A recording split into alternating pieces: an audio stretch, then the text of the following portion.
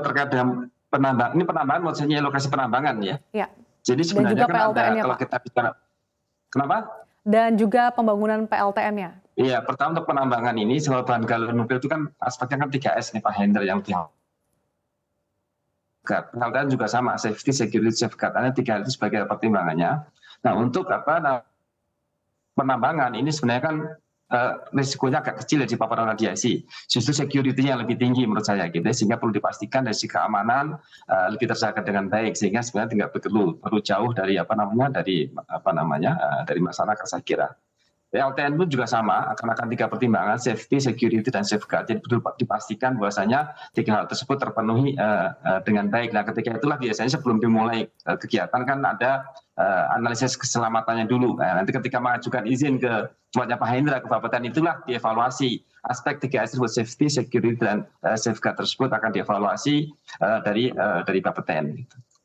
Oke, kalau dari Pak Hendra, apakah Anda melihat sejauh ini teknologi yang dimiliki sudah siap begitu Pak dalam eksplorasi, kemudian penambangan sampai pengamanannya begitu Pak? Karena pemerintah menargetkan PLTN ini sudah bisa rampung sekitar tahun 2040. Apalagi beberapa pihak juga menilai bahwa kemungkinan PLTN ini sebaiknya dibatalkan saja karena dikhawatirkan Indonesia belum siap menangani masalah-masalah jika ada terjadi kebocoran nuklir.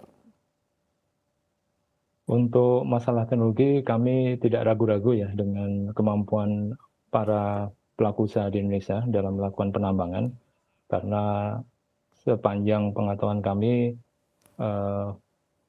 penambangan terkait mineral ikutan radioaktif, mereka sudah mendapatkan pembinaan dari Bapeten ya, terkait keselamatan, radiasi, dan keamanannya. Tadi disampaikan memang keselamatan menjadi penting karena ada paparan radiasi dan keselamatan dari kegiatan pertambangan, tapi tadi disampaikan juga bahwa keamanan, jadi jangan sampai bahan galian nuklir itu dicuri atau dijual secara ilegal, karena keamanan ini yang sangat berisiko jika nanti jatuh ke tangan orang yang tidak tepat ya.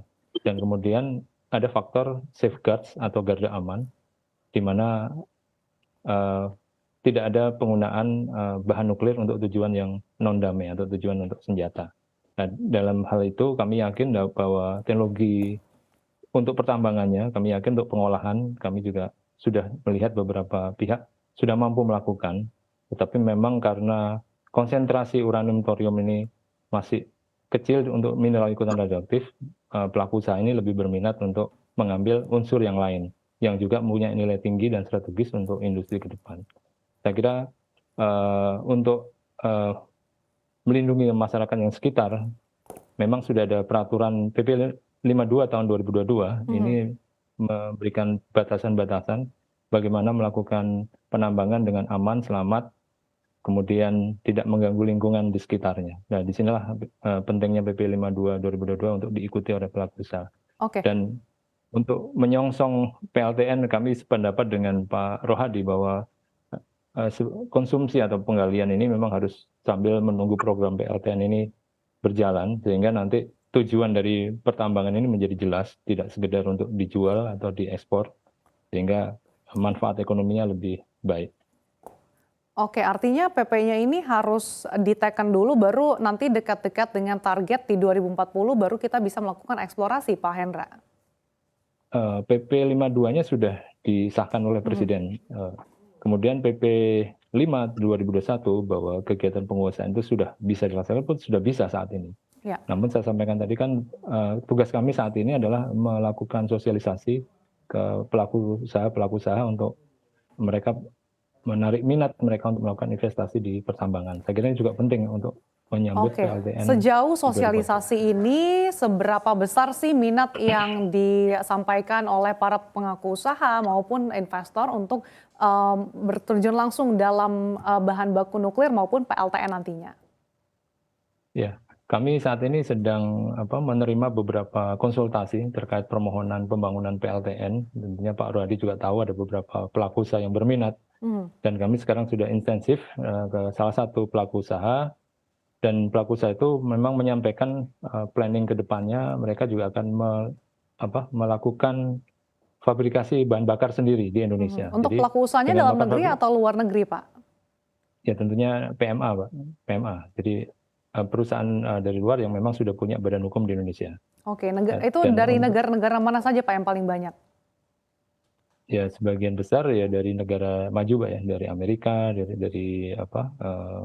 dari Amerika yang selama ini sudah masuk ya ke kami. Tentunya tapi mereka Ya. punya badan hukum di Indonesia dan mereka sudah menyatakan memang ketika proyek itu berjalan mereka akan membangun fabrikasi untuk bahan bakar nuklirnya di Indonesia dan dengan demikian bahan gila nuklir yang akan ditambang akan bisa digunakan dalam pabrik itu. Tentunya ini planning jangka panjang yang memang Ya. dukungan semua pihak diperlukan.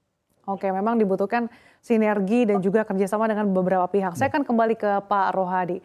Pak Rohadi, kita tahu bahwa Indonesia ini kan berada di daerah Ring of Fire. Apakah nantinya pembangunan PLTN ini nanti akan dilakukan di luar Pulau Jawa ataupun di luar dari daerah-daerah yang rawan ini Pak? Karena kita belajar dari negara Jepang misalkan, pasca hancurnya PLTN Fukushima ini masyarakatnya justru masih mendapatkan ancaman radioaktif. Iya, jadi kalau kita lihat kan sebenarnya kan wilayah itu kan ada di pantai barat Sumatera dan pantai selatan Jawa ya. Sementara misalnya Kalimantan lah konkretnya lah kan relatif stabil sebenarnya dari sisi geologi. Kemudian pantai timur Sumatera juga relatif stabil dari sisi geologi. Saya kira itu wilayah-wilayah yang punya potensial tinggi ya. Selain kebutuhan listriknya juga sudah mulai tinggi di daerah tersebut. Oke.